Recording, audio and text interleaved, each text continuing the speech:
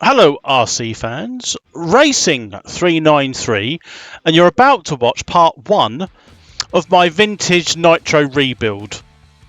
In this episode, we'll currently be working on the Team Associated, there's a picture there you can see on this intro, Team Associated NTC3, Nitro Touring Car 3, it's a 2-speed touring car.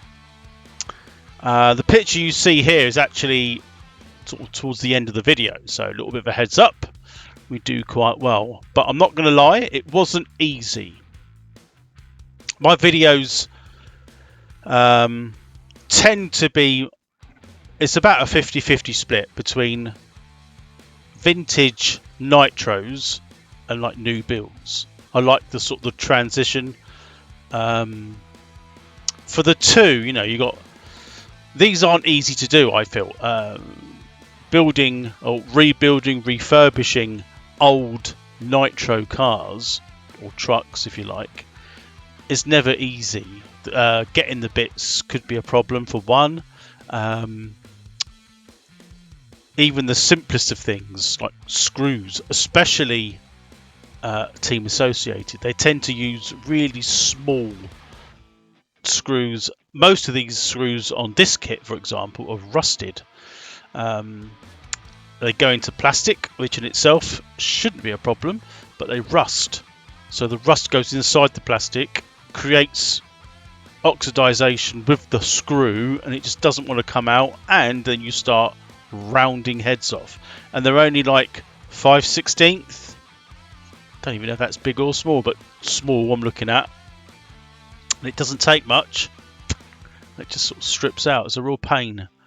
As it happens, getting parts for this particular kit isn't that difficult, but it is expensive.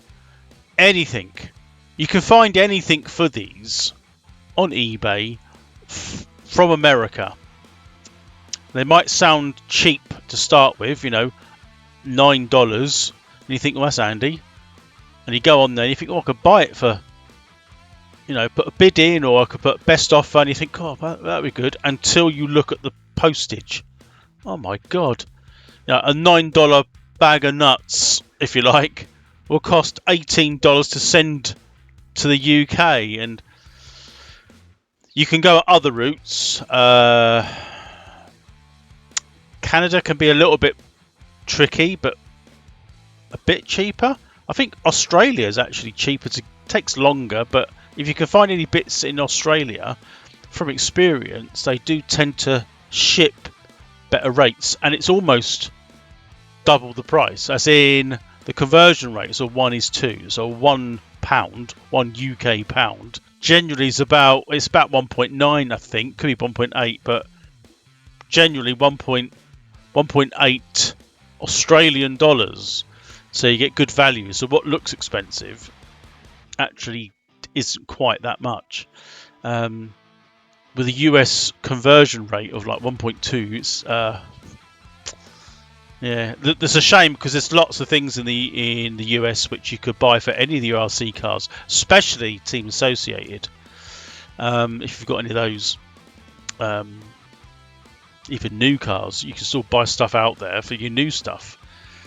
But anyway, it is what it is. So in this video, we start stripping it down, the front end, and rebuilding it back up to the point where I was actually quite pleased with it. For part 2, we'll be trying to start this 0.15 engine. So stick around to see that. Please like and subscribe to my channel to try and encourage other like-minded people that like to watch vintage and old vintage nitros being built, I would say, without being too facetious, properly. I see a lot of people do this really well. I also see a lot of people building nitros very slapdash. Oh my god. And I know I could be a little bit like that, like, oh, that'll do for now, but I do get it fixed I do understand that it's not easy by any stretch sometimes, but I don't know. Having the right tools and doing it the right way tends to get better results. So I do try that, I do try to do that. Anyway, sit down and enjoy the first part 1 of the rebuild.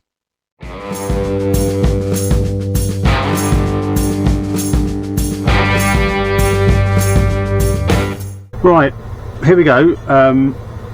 Team Associated NTC3 Nitro Touring Car 3. Well, it's not 3 speed, so 3rd edition. So last time we saw this, it was just me introducing what I'd bought. I've took it upon myself. I've just gone a little. I haven't done much, I'll be honest. So I've just taken some bits off it, and I've done some. The tyres and that came with it were a bit shot, so I thought I'd try and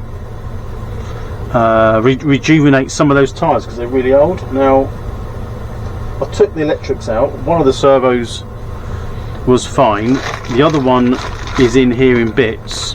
It wasn't working, so I was going to see if I could try and repair it, but I thought I'm not going to bother. So I left it for a bit because I left it, I think I might have mentioned it, this steering here is just solid, it's just not moving. You can see that by, I'm hoping you can see it on the screen there. So yeah, so we're going to dismantle the front now and see whether or not that something can be either squirted with some WD-40 or it's just rusty. I have got some bits and pieces in here which I got from the States to do with the steering rack, so I don't know whether that's going to work. I printed these off the internet, some instructions. Don't necessarily think I'm going to need them, but in this bag here I've got quite a few bits in here actually that I may or may not need. But there's like anti-roll bar new, and there's some other bits I'm pretty sure there is at the bottom there. Yeah, so I've got like what they call steering rack parts bag.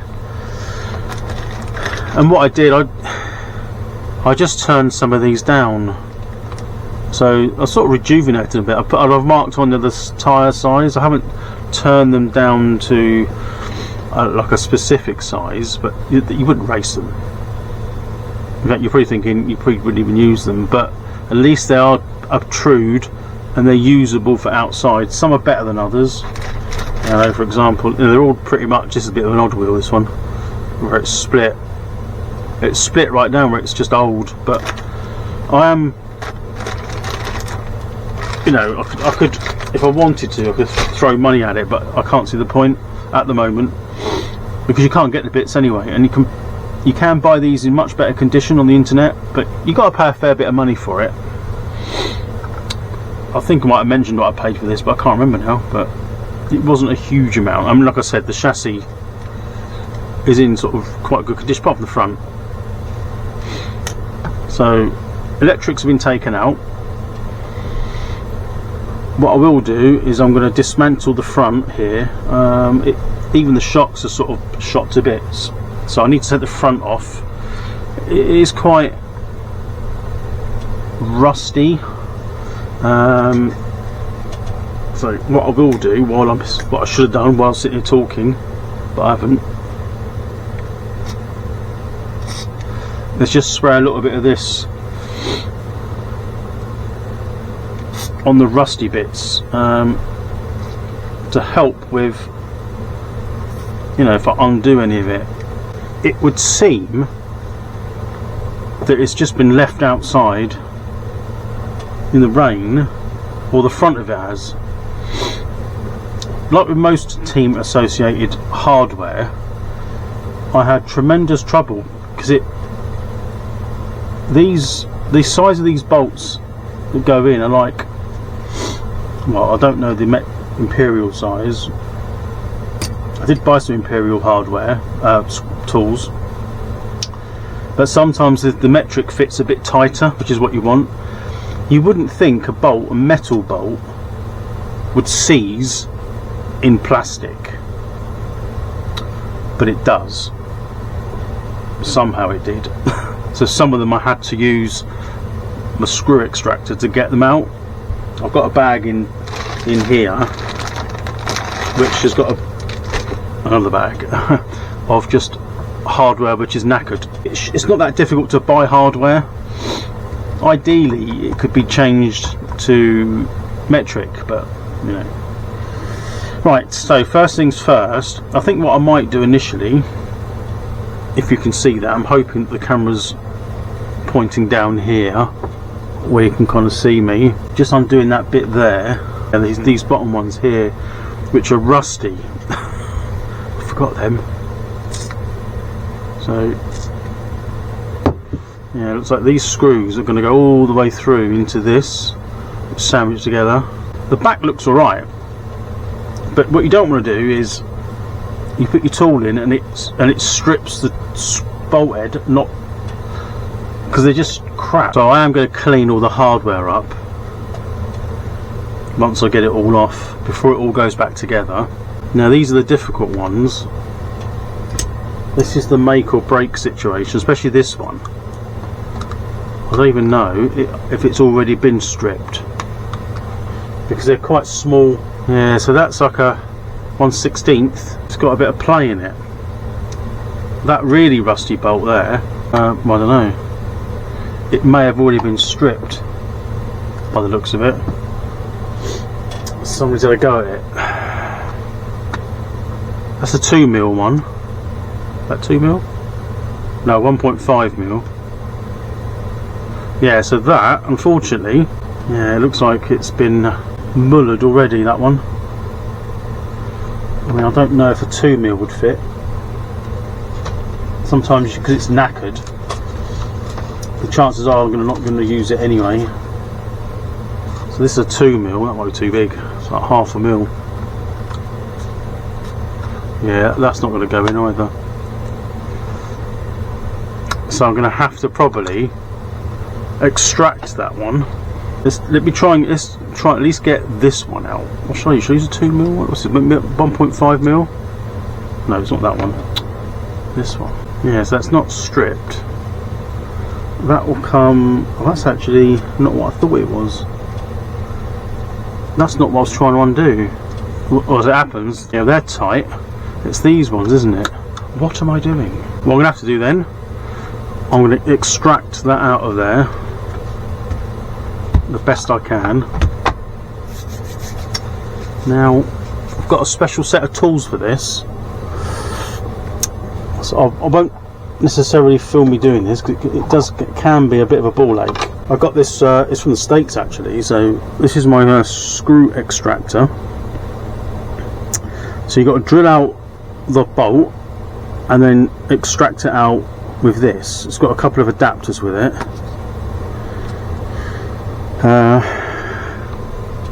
It doesn't necessarily mean that you have to use the ones opposite. Ideally that's what you should do. But I'm going to drill it out first here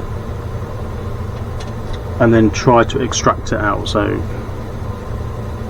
let me find the right size drill bit. So everything's magnetic, so it works out really well. So you just put this into anything really, but you use it like a drill, as in it goes the way it should go. So I'm going to attempt to do this. Maybe I'll keep it on camera.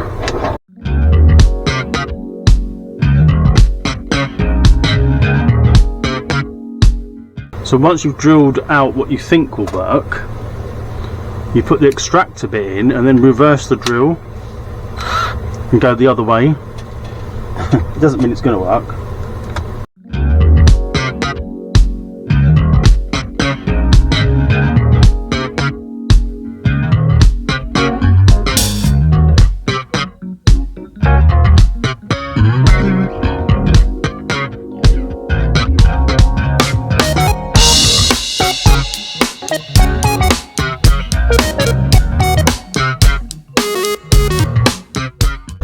So this one is a bit stubborn, as I expected.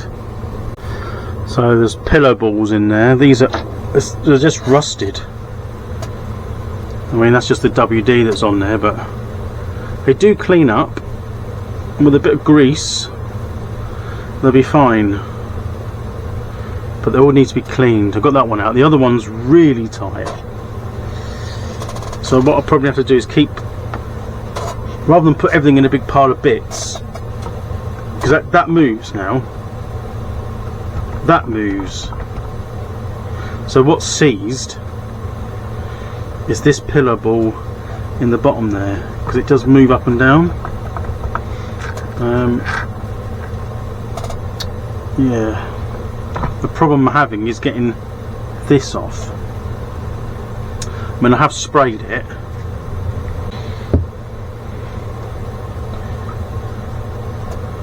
but these are not undoing at all. They're moving, but they're not turning. I can move it that way and it goes up and down, but and it's only screwed into plastic, which, what can happen, it can strip the plastic. I think they're plastic, aren't they? Yeah. Tooth test. I haven't got a magnet. Yeah, so I'm going to struggle here. Like, I don't want to heat it up because it would just strip the plastic, which is going to be a real problem. And without taking that bottom pillar ball off, you can't get this hub off. The same back as well, but they don't look as bad. It's just this side. So that is moving, which is good. And the bottom, it does move now there. Bearing. It's all free moving. It's a messy job. Yeah. Alright, I don't want to do it. I'm going to try and see if I can leave them to seep a little bit. Hopefully get one out so you can sort of pull against it. I've done them a bit tighter to see if they sort of undo. That's not undoing at all. And that one, no. Right, let me see if I can figure something out. So we're still struggling here, but I have found an answer. Oop. About the steering. I'm just trying to put it where you can see it. Can't see anything. Right, so see the front here. I've disconnected this knuckle. This now turns. Nice. This one, it turns the thread inside the bottom arm. This turns, but there's absolutely no way of getting that off. That's absolutely rock solid. And also in true Team Associated style, they've got the dowel pins, haven't they? They're not like normal ways. So I might be able to bang that one out to free it up, but the pillow ball, which is that's inside, well, it goes inside. Where does it go inside? It goes inside the bit I can't get off yet, in here. So that goes in like that, and then that screws, well, does it go that way around? I think it's like that. Well, that goes in, and the pillow ball, I think, where does that go? Come on, work it out. Yeah, like that. And that goes on the outside, obviously. That screws in, and that fits like that. And you can adjust the pillow ball, but I can get to the bolt, but I can't turn that inside this. So that would go into there. that's where it's rusted like that. In this bit, the hub. So yeah, that's why that's not undoing, because it's stuck. I'll have to keep just seeping it with WD-40, and hopefully it will release. That's why it wasn't steering, it's just this one hub. This one's fine, but not this one. Right, let's, rather than sit there and film me for hours and struggling, let me crack on. So good news and typically bad news. So yes, I've freed that up now. I haven't tried to take it off yet, so that's the good news. It's quite free now. The bad news is typically in Team Associated style, they use dowels. There was a dowel in this axle with a shim. I've got the shim, and I thought the dowels are going to be in really tight, but it wasn't in that tight. And I got it out, I poked it out with one of my tools here, and I went to grab it with the pliers. As I took it out like that, it went ding and it shot over here, and I heard it hit things, ding ding. It didn't go very far, but I can't find it. So I'll need, I should better find one if I can't find that one. So that's not really the real problem at the moment, but the other problem now is trying to get this off, because although that's now moving,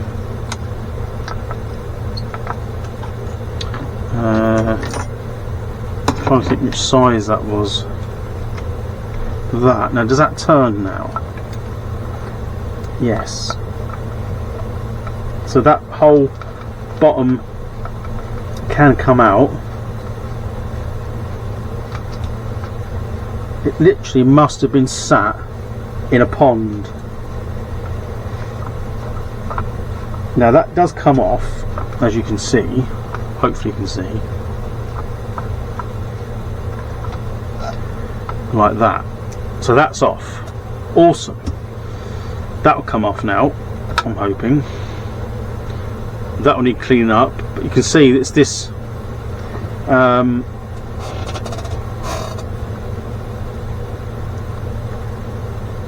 things are just not looked after, are they? But that's why we buy them. So in there is a typical sized dowel. I mean, I think anything will fit if I've got one. I've probably got one somewhere, but you know what it's like, you have to find it. So that's free. I mean, as it happens, weirdly enough, that's free, and now that's off. But trying to undo them bolts, it might work now because it's not stuck. Maybe, I don't know.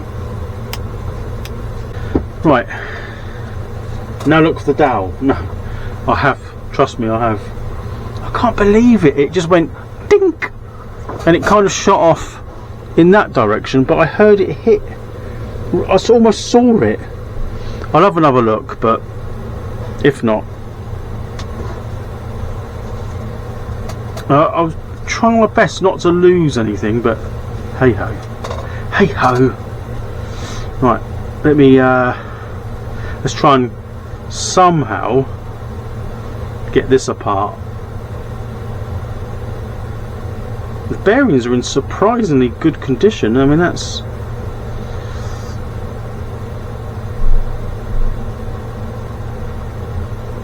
yeah, look, I mean, that's the bearing. There's that one, and that one's, it's a bearing, isn't it? I mean, I've got plenty of these around, but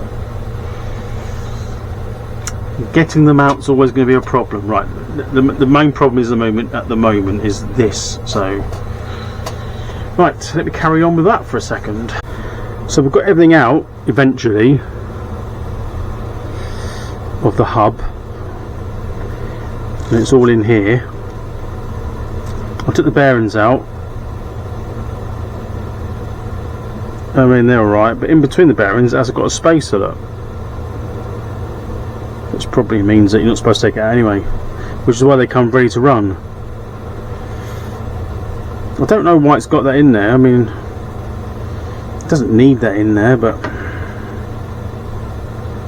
yeah, there's obviously particular size bearings, aren't they, for this? Well, for that. So you've got the bearing to go on there like that, and then you get your spacer, and then your bearing, yeah, and then the pin that I haven't got. They feel alright. They'll have to do them. I mean, there are proprietary sized bearings. They're not like Tamiya size. So yeah. Try not to break them, I suppose. But that's that one. And that's the pillar ball from that's the hub. But yeah, I mean, it's freed up. That's the sort of the right hand side, so I'll have to mark that. I'll have to get another one to put the left hand side in. Now that shouldn't be too difficult. Really. Yeah, no, I'm going to get this side off now. That's how it should have come off anyway. Nice and easy. I haven't got the dowel off yet. I can always lose that now. I'll set a dowel off. These should come unloose anyway because they're not rusted, not been under the ocean or wherever the hell it's been. So that one should be okay. Feels okay, but I'm going to take it off because it is rusty in there. Yeah, it's always the way, innit? One side is a bitch and the other side is quite easy. I mean, the other, to be honest, this side is a bit more stiffer than what that side is, and that bottom arm's quite stiff, that one's loose, so it's all got to come off anyway. So once I've done the front, it'll be a case of the whole steering and making sure the motor starts before I dismantle the rear, maybe. Right, where's that dowel pin gone? Let's take this one off. Let's lose this one now. All the diff out front, the front diff, it's all in there. The a thrust race. Obviously the housing needs cleaning. One of the bearings is seized, which is now freed up. A couple of shims, pinion.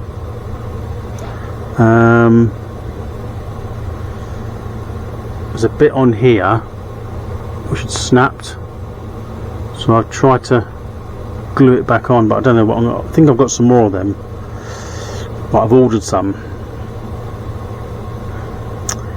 It is a standard, you know, ball diff, nothing really to it, but it's obviously mega old. You know, if ever, it's probably never been apart. So yeah, I'll be really careful cleaning all this, and then I'll rebuild the diff, and then clean up what I can here, like the front steering and what have you. Well, I'll clean it up, maybe take the fuel tank out or something, so when it goes back on, it can stay on, it hasn't got to come back off again. Props out. Yeah, there's no bends there at all, that's good. It's not the, I have to say, it's not the most enjoyable thing I've done. Really hard work. I don't know how many bolts are sort of just rusted and just round off immediately, but yeah, so it's going to take a little while to clean this down to get the diff back again. It was a bit graunchy, and it's kind of like quite brittle plastic, if I'm honest, but yeah, we'll get there. The The pinion's got held on with another C-clip, which I'm not planning to take off. All the teeth are good on the gears, so that's a bonus. I'll be back once I've got this reassembled. I thought I'd show you how I clean my ball diffs. I've got these, you put like jewellery in these, that way when you do them up, I've got the thrust race in there, the two sort of washers, and they're not going to go anywhere. You can actually put those in a degreaser or whatever in there and shake them around a little bit, or put them in like a isotonic water, what's it called? You know, like a, I think I've got one over here, a machine, but it just cleans, you put a cleaner in it, and that way you won't lose them. So I've got that one there, and I'll use, perhaps, I've got another one in here, let me see what size this one is. Yeah, so I've got this one here, that one just, this one just pops together like that and like that. So that's what I'll do the actual diff in that. I can put the shims in there as well, so I don't lose them, because they're so, everything's so small and tiny. Like these, you don't want to lose them, do you? And there's like 1, 2, 3, 4, 5, 6, 7, 8, 9, 10, 11, there's 12. So I'm going to put those in there, clean them up, clean that up, and be able to put it back together gradually without losing anything, with a bit of luck. So with it all cleaned off, when they went in there, they're all like gooey, but you can hear them sort of rattling. They've still got a little bit of residue on them. And these one here, these are the thrust race, so they're really small. But yeah, I mean, I've done all I can there. Really, I'll probably, I don't know if shall open them. I don't know. It's all going to go wrong now, isn't it? Oh God.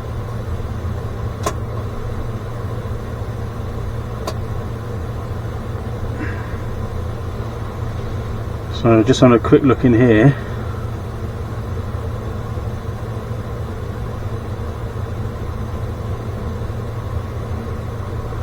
So they are clean. There's no grease on them now. I'm just worried I'm going to drop it. Like that. It doesn't have to be really tight. This one pops off, so that means it will go everywhere. I can't undo it now.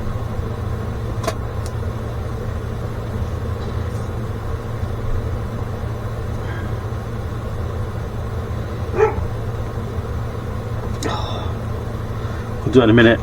Right, so everything I've cleaned, the isotonic cleaner, so the diff housing and the suspension, the front suspension, things like that. I've now got the audacious task of rebuilding these diffs. And all the bits are in these like strainers, if you like, where they're jewellery, what you put jewelleries in to clean so it doesn't go missing, in tanks and things. Yeah, it's a bit fiddly, a bit small. I've left the bearings, they sort of soaked overnight with oil, which is good. I've got other bearings for the front hubs in here which I will need to put a little bit of oil in. I'm going to assemble all this back together, clean this up, possibly remove the fuel tank and put it back on, clean it out and put it back on, and put the front back on completely, because I want the car to steer and move, which was one of the uprights had just corroded, I think, so it was a bit of a pain. That's where it's been stood. So yeah, I'm going to put it all back together. I've got to do these shocks as well. I mean, they do feel like they're not too bad, but they are a bit rusty, so they do need a bit of a clean, especially that one. That's the one that had the steering that didn't work. This one's not so bad. They're just plastic shocks, but they feel oil filled. I could be wrong, they might be friction shocks, I don't know, but they don't feel like friction shocks. Okay, I'm gonna reassemble this now and put it back into the housing. It's cut really well. I mean, this was like covered in grime, wasn't it? There's still a bits and pieces on it, but it's not too bad.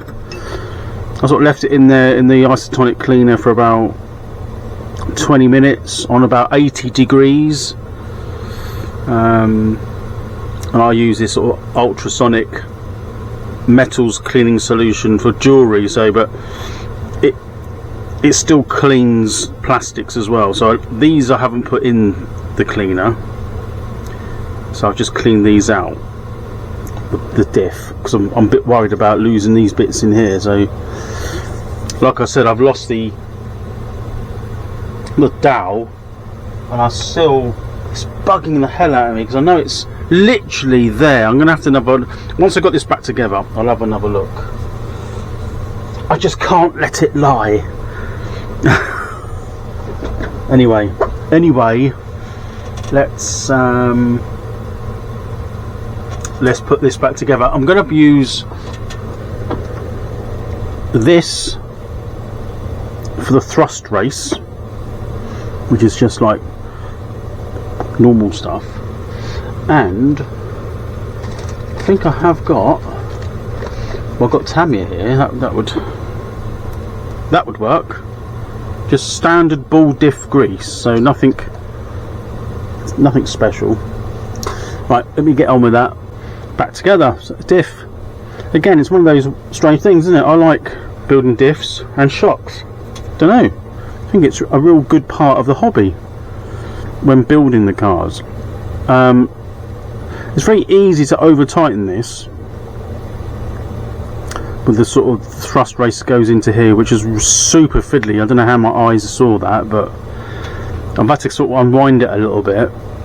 It's still tight-ish, but when I wound it in, you know, a Nat's cock, it tightened up to almost lock the diff.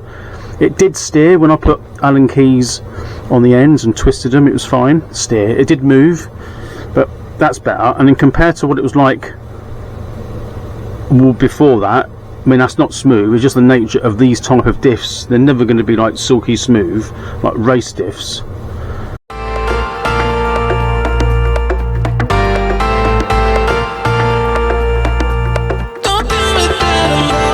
That now works like a diff should. Yeah, nothing's worn. I'm a bit, I've got a feeling I might even have that on wrong, which would be so annoying.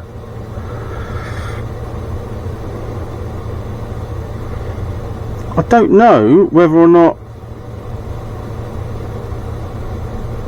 right now until I put it in, I'm not sure it should be the other way around. So you've got a small flange and a large flange. It would make sense for the large flange to go there and the small flange on this one. So I've got a real, but no, it can't be, because unless I got that the wrong way around, because I took it off and kept it where it is, so that's correct, but maybe this went the other way, which is equally annoying, I suppose. Anyway, I'll figure that out in a minute. See what it looks like when it gets back in the housing. We'll go from there. Yep, it was the wrong way around. It makes sense. But that's the smaller disc at the front. That's the larger disc. I can actually do it up a bit tighter.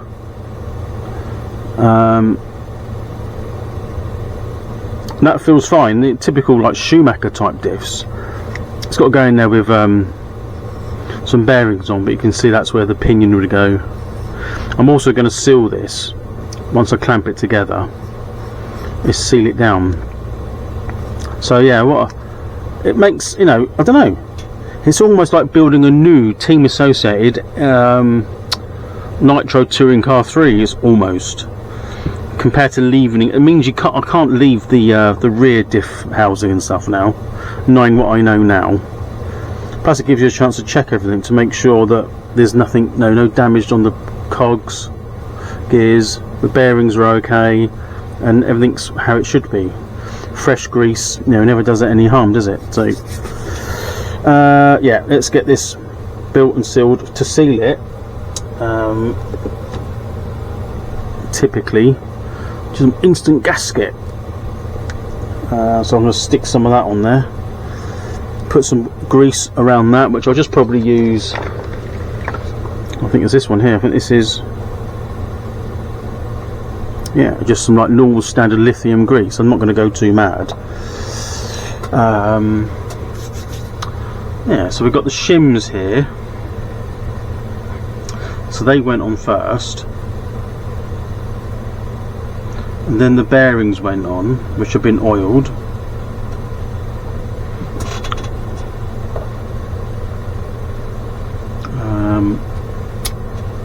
Like that, they spin quite freely. There's the other shim.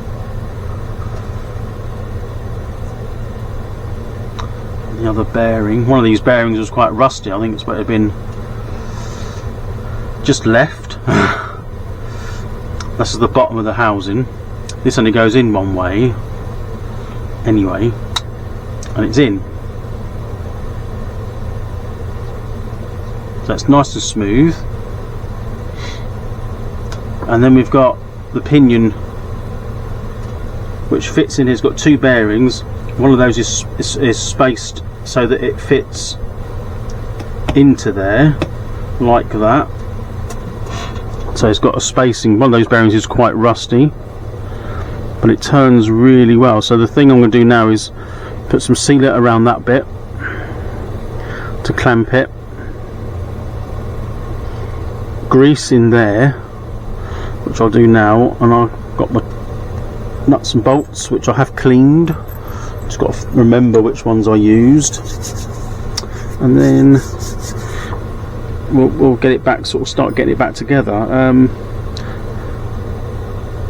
Yeah, everyone's entitled to do it their own way, but you can't beat stripping things down, seeing how they work, and putting it all back together neat and tidy and how it should be. I mean, you're working on a car that's, was it 2000, something like that, 2001, I don't know, something like that, I can't remember, and it's just been left. So many people just do, oh, that'll do, and it's just, I don't know, it just doesn't work for me. But yeah, well, let me assemble this. There you go. So I put some little bit of grease, like marine grease, in the holes and screwed these in, and it's really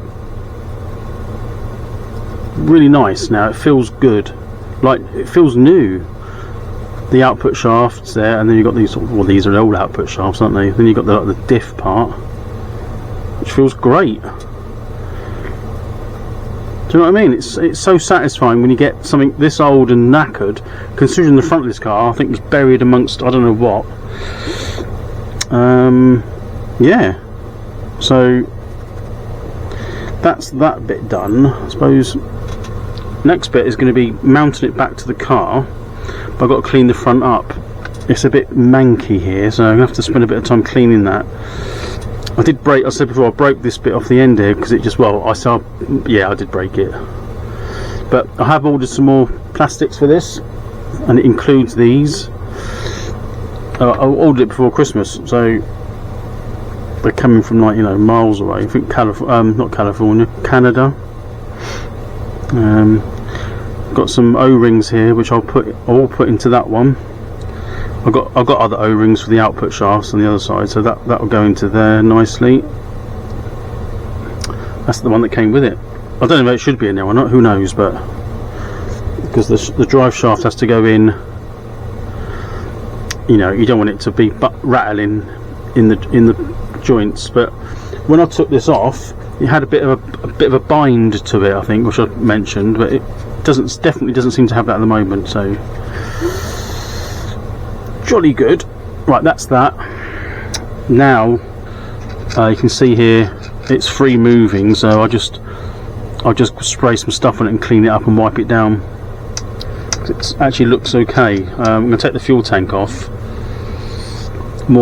I've never had so many stripped bolts, and using the extractor to get them out. Oh my god, oh my days. I mean, I have got some Team Associated stainless steel just over there at a shot, so worst comes to shove I'll have to use some of them, but yeah, it's hard work. So yeah, I've got to take some more of these. Looking underneath, we've got the fuel tanks held in by that one, I think that one. So I just need to clean the fuel tank underneath there for now, and it'll allow me to get to this bit. I mean, even that's part of the exhaust mount, so that bit there doesn't necessarily need to come off, but this bit needs to be cleaned. Anyway, once it's all back together, I'll do the shocks. The front will be done. The plan is then, I'm supposed to see if it will start. You know, that'll be another video. But anyway, let's crack on with this bit. Fuel tank came out really easy. Typical Team Associated fuel tank. 3 bolts. Look how oily that is, which is expected. I mean, it is old, and you can see there on the chassis 3 O-rings, grease. So that's a before, and I'll show you what an after looks like. It looks alright. I mean, it's fairly clean inside the tank, I have to say, but you can see it's all a bit manky there. So I'm going to go and clean that, then come back and clean this. And I'll show you like a before and after. As I've said, keep repeating myself now. So much cleaner, all the grease is gone, and there's the tank. Just a typical Team Associated tank. A few bits on there. I just use the oven cleaner and the missus's toothbrush. She won't mind. No. Clearly that doesn't happen. There's nothing wrong in there. I can even see the filter. It looks clean. It's got like a filter at the bottom of the tank. That's a good sort of seal. So I can put this back on now and then start assembling the front up. The shocks need to be done separately, and all this can go back on. Then we can see where we're at. Check the steering out, make sure the steering will work, because it's all been freed up now. It's quite a complex steering actually. It's like an actual steering. Well, it's not that complex, is it? But it's different. But there's no slop apart from the up and down there. As expected. But yeah, it's pretty bulletproof, if I'm honest. Right, as the Avengers say, let's assemble. Went back together really well. I haven't got the shocks on yet, they're still at the side here, but this is all freed up now, so it all turns, which it didn't before. Fingers of these like pillow ball type setups. There was what was that other car I did? The Condor that I've got just out of shot. Well, that had pillow balls on the front, and you can see now that it all moves freely.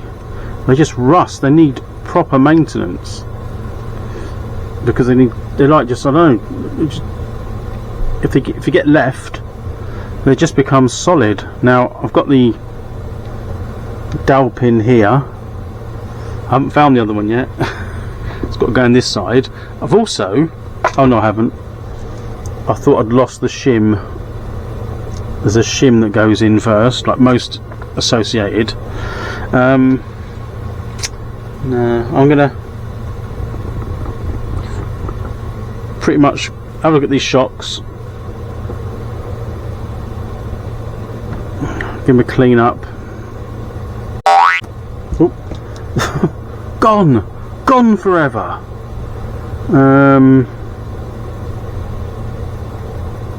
Yeah, I don't know how. I'll have a look and tidy up, and then have a look for that dowel.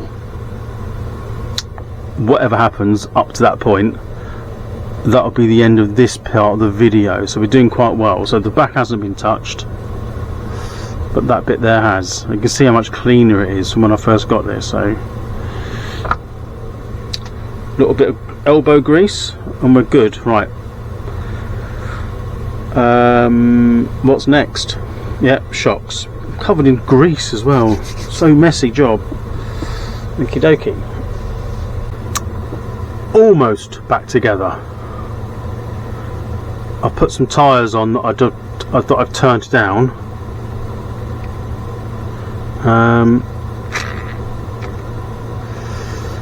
There is.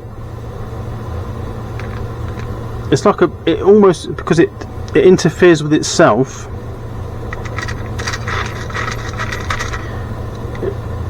I don't know, it's something to do with the steering sort of setup and geometry. I didn't notice it before, and it's gone back together exactly the same. The only thing I'm missing, it could be because that drive shaft's got to be right out, because otherwise it'll bind. The one that's got that missing dowel, which I still haven't found. I'm going to have a look for it in a minute, but it's back together. I'm going to try and find it and see if I get anything that can fit in there. I probably have got something RC10 GT type of dowel. It can't be too far off, so that's what I'm going to look for. But yeah, it looks. I've done I've done such a good job, if I don't say so myself, and spent nothing. So I'm hoping that this engine's going to start. So that'll be the next episode. However, I've just got to see if I can look for this dowel. Damn. If I find it, it'd be a miracle. I haven't put the front bumper on yet, because no real reason other than I don't need it on at the moment. Right. Let's.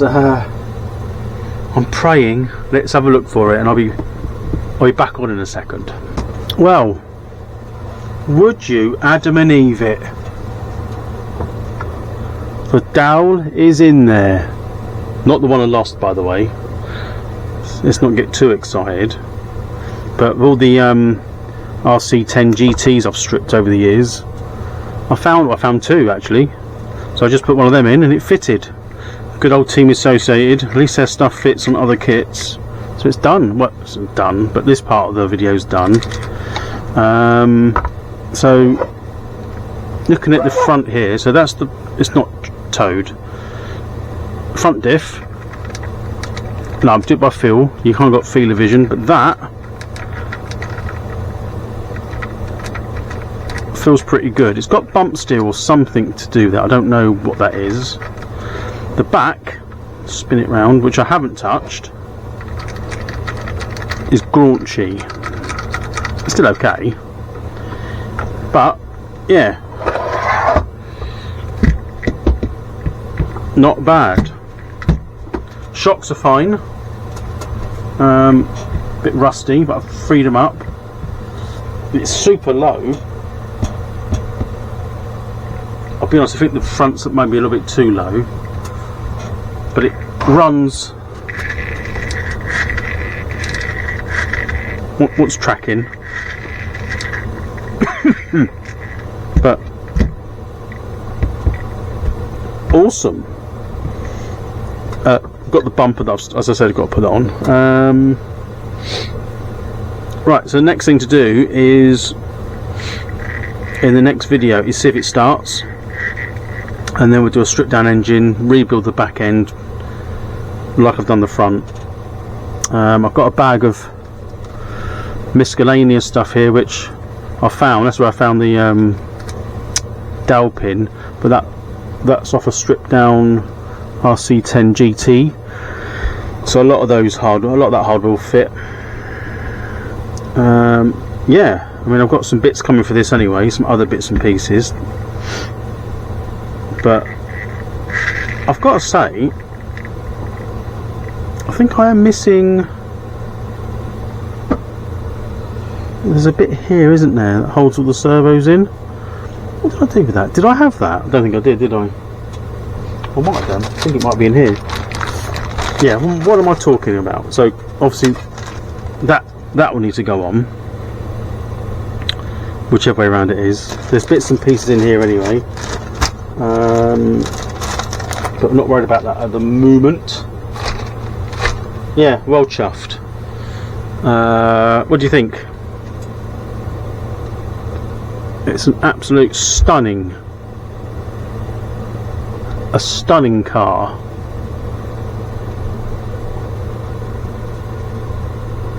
Considering I paid like next to nothing for it.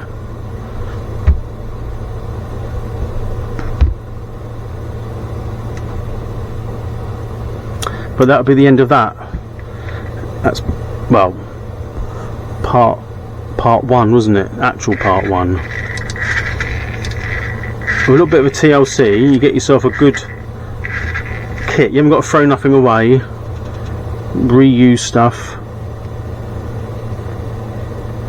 When I got the other chassis there, I said I've actually straightened it. Well, I think it is slightly bent still, but might, could get it powder coated and transfer it all over. I could do. We'll see. We'll see how far I go with it. Yeah. What do you think? Would you have done it?